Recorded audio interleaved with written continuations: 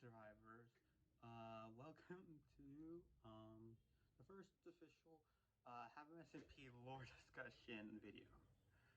This is going to discuss the first ever lore we've had, which uh, is not really like we don't have VODs on my VOD channel that are released yet, but it did happen, and it was pretty recent and pretty relevant to what we're doing now. Um, so I'm going to discuss that, and yeah. Um, Also, subscribe to let me know and narratives and narratives and narratives and narratives and narratives and narratives and narratives to go on join survivors, and we'll be getting out. So, to start this out, yeah. So on the second official day the the HAVEM SMP, we gained a new member. Um, who was named Drew or Mythity by like I don't know. It just like he went through a lot of different names. We're going to go by Drew or Mythity for this for this video because I don't want to go with any other later ones. Anyways, so he like okay in real life he's a friend of mine who goes to my school and kind of asked to join. He kind of we I let him join the second day just because he originally wanted to join the first day, but everyone was already set for at the first day that it would have been confusing for other things. But yeah, it's weird, but oh well, you know. Anyways, uh, so he did like some normal stuff, like just build a house, make some like normal, like essential tools, and quickly became the most well-equipped member. The usual stuff that you would do. Um, so yeah, for me, I decided to give Drew like a purpose, a role for the SMP. So, um, all right. So let me explain. So on my Discord, I kind of made like this kind of like poll that secretly showed the main lore for the first week. Uh, Without people knowing it, like I only showed like banner styles of it. The banner that they chose, because yeah, like we only showed like the banner styles of a few selections. Um, they unintentionally did the independent women group. Uh, which since I'm a male, obviously, um, and canonically I'm a male, I couldn't view really uh, the group stuff, and like a lot of them, like we did have like a like at the time we did have like a huge number of like official independent women there, so like there was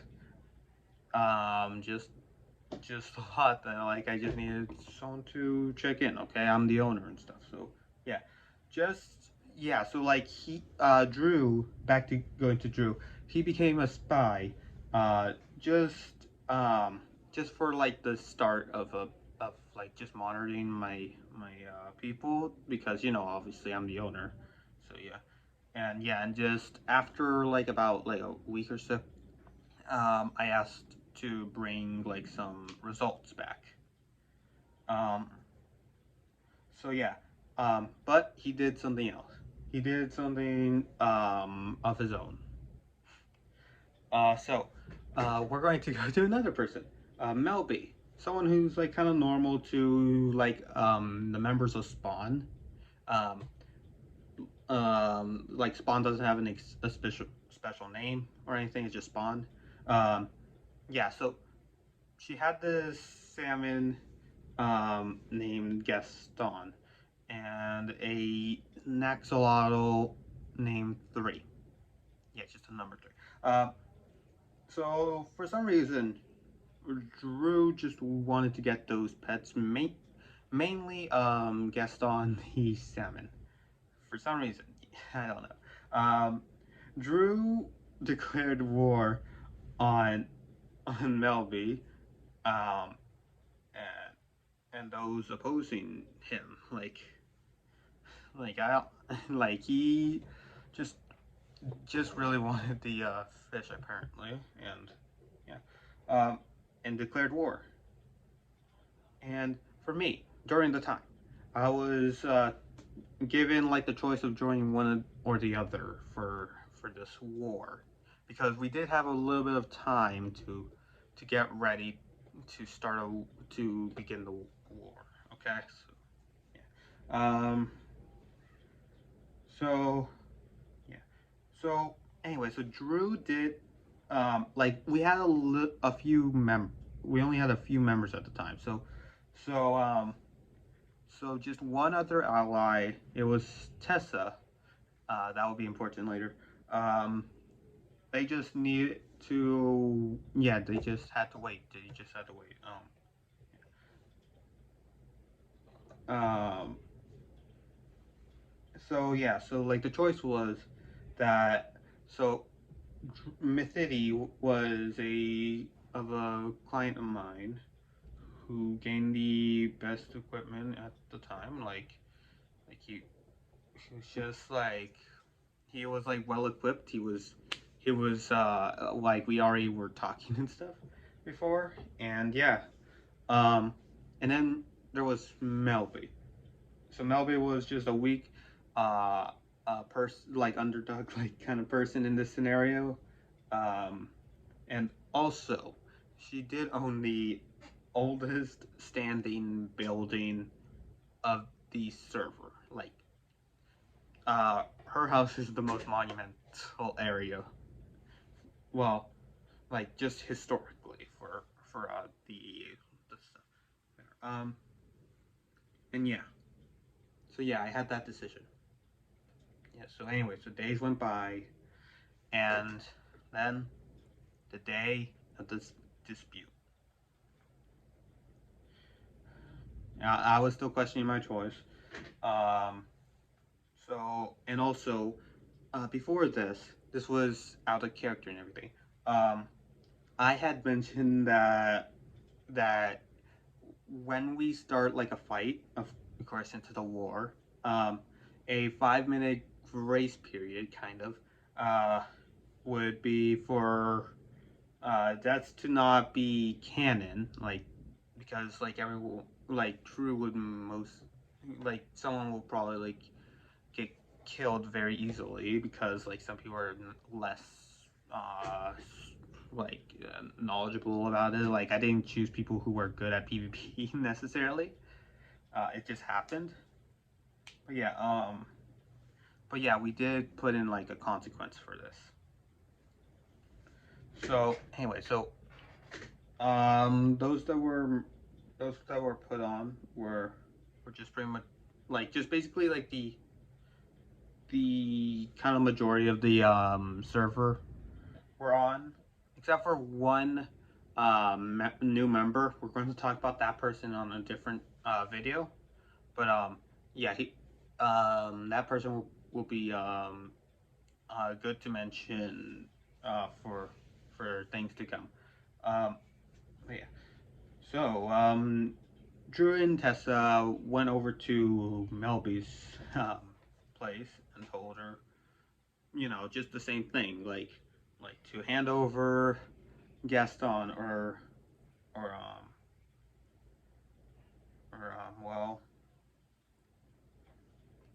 like they'll attack if Gaston isn't in Drew's hands apparently. Um, yeah. So um, when they started to get closer in, I jumped in. I I showed the shield out and just kind of went over to try to stop, like just try to stop them. So that means I chose Mel's side. Yeah. So one of the main reasons was because of Tessa, the ally. Remember? So Tessa, as okay. So for like explanation, Tessa is a sheep torturer.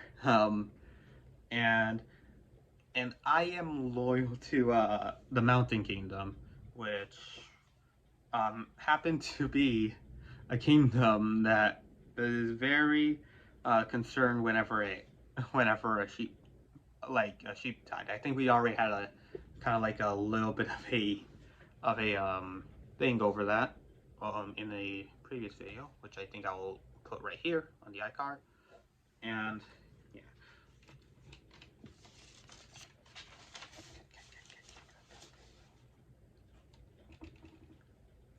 yeah.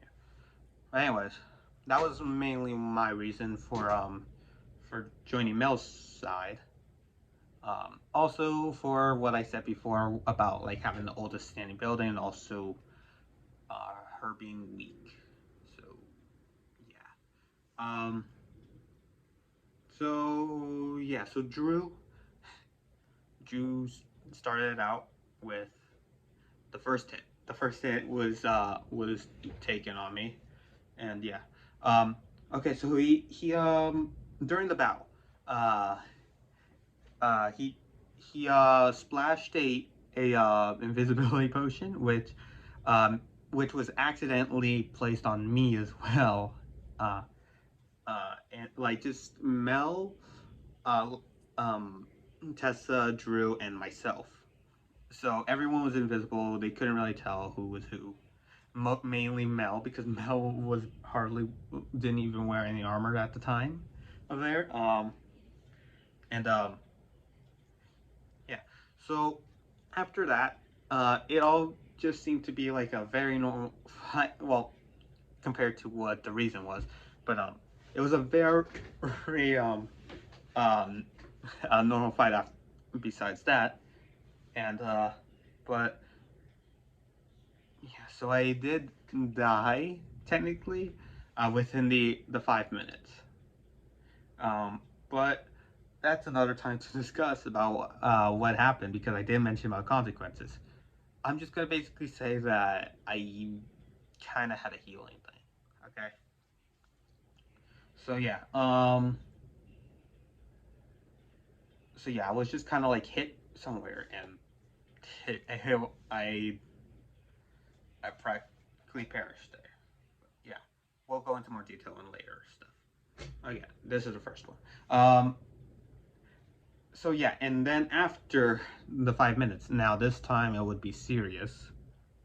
Um, I was trying to talk sense into Drew, just like asking of his logic. Why would he like do it over someone else's pet?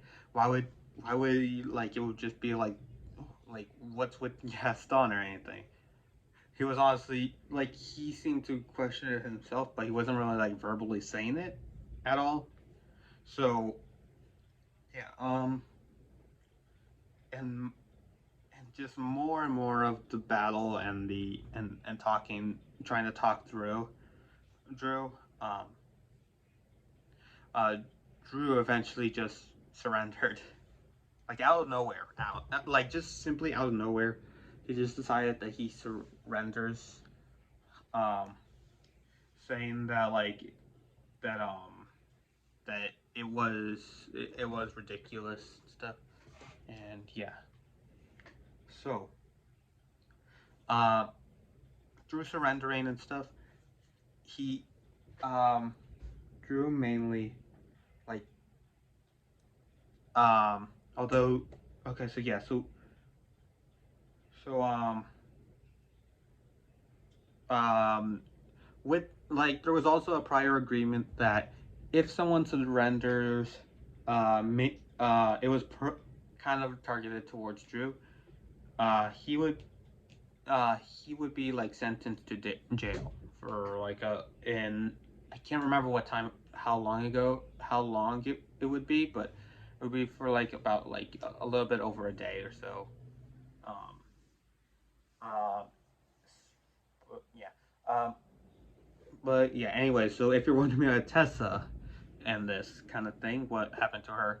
Um,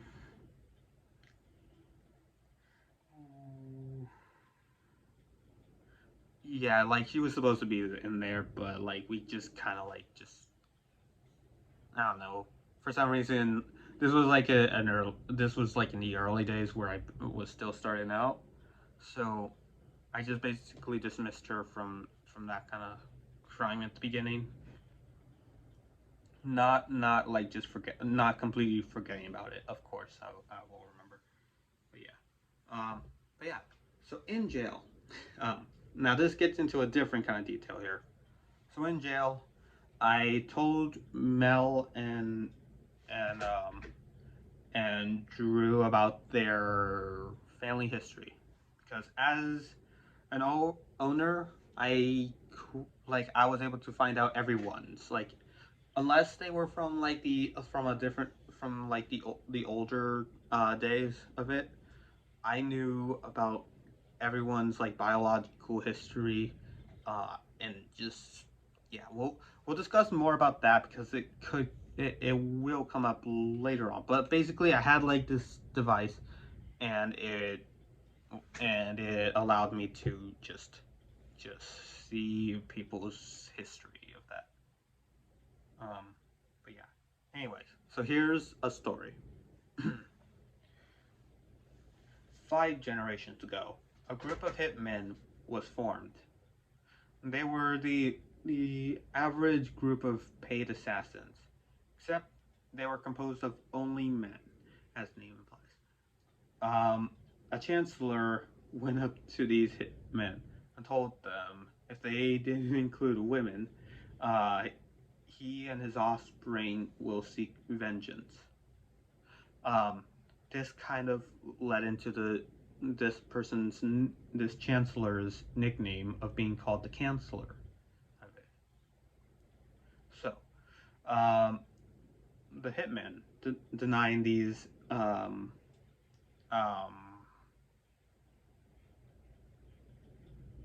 the hitmen um, denying this eventually led into a full-on blood feud and the origin of the independent women group.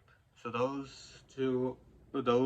like these two things have collided with each other. So yeah, so like the hitmen. So okay, so the hitmen were were happened to be Drew's side for 5 generations. Remember, 5 generations of that of just hitmen excluding women, and then Mel's would be the Chancellor's 5 generation line. So Mel's side got had the same 5 generations. Um, but yeah, so he like these two were already like starting a war of their own and stuff, and it just happened to be that like Drew was still doing was supposed to do his business with me with the spy, although I didn't ask to kill anyone, so of course there wasn't that. Um, but yeah, like it really shows the connections here. Anyways, so um, while this was like okay, so after I told the story, we had like just like a little bit of like just peace ish kind of thing where yeah, so Drew was in jail. Um, Tessa was strangely watching like guarding the cell for some reason. And yeah, so I noticed that it was also made out of cobblestone. Uh, so I replaced it with deep slate, not like any obsidian or anything, because we were again like that would take way too much time with like our patients and stuff. But yeah, I use deep slate just to be a tiny bit more secure about it. Little did you know that actually happened to show Drew's escape. So it was a so there was a piston somewhere on the corner of it, and it had like a minecart there to let Drew right click it and then just escape that way through a cave. So he was able to run out. He was able to run out of there. He was able to to just try to get out of there. We were all on the escaping side. We were all on the like trying to get him to back to his cell. But yeah, he eventually ran off enough, but he was able to do something. He was able to blow up his own house. Like just a few bits of TNT and stuff, and he just blew it up and then ran again. He just left no remaining evidence behind for this place here. On this was also at spawn, so he clearly disconnected himself from there. So, and again, once he ran away, he eventually started his own place, a big castle, that just basically would house him, and also some other allies. More on that later. But yeah, so that is it for what I would like to call Andrew's anger. So yeah, just make sure to if you enjoyed this, please like it and everything. I still like I very much enjoy HAVEM SMP a lot. So like I very much enjoy it. Like, so if you don't know, I stream on there. I have some VODs out for it. I'll put that on like an iCard if I remember it, just like the other thing. And yeah, so that's pretty much it. So subscribe, tell me you know, and there else is, and there else is, and there else is, and there else is, and there else is, and there else is, and there else is. So I'll go on and on to join subscribers. Thank you all for watching, and look out for a flood. So this is HAVEM, a survivor based on the commenter and also the subscriber. This Drew. So this is what he looks like. And yeah, all right. So his real name is Red Childly. Before his age was 17. But now with an adjusted age, he went back 6 months and is now 16 and a half years old. So his abilities are mostly Enderman based. So yeah, so like Enderman strength in the right arm. As you can see, like this is the only part that has an Enderman thing. The left doesn't. Resistance of an Enderman. So like kind of like the same like strength of it, and also like just like could take a hit enough as much as an Enderman could. Mainly in like the torso area. Particle invisibility. So this means that like whenever like instead of like just doing like the regular invisibility of just being full on, Red would just go into like a smoke ball of like Enderman particles. That's basically what that means. Enderman fluency, so like could understand the language of Enderman, especially with the jaw helping. And could also extend that jaw similar to an Enderman's. So like just opening it up and stuff. And yeah. But yeah, so that's HAVEM. And I hope you enjoyed it. And goodbye.